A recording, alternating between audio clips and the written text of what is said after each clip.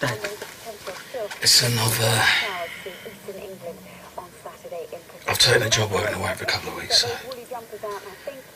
when I get back, this is all forgotten. It's a clean slate, okay? No, it's not okay. Look, There's nothing more to say, all right? Yes, there is. Well, I said sit down. Listen, this family's had enough problems without you. Sit down, I said.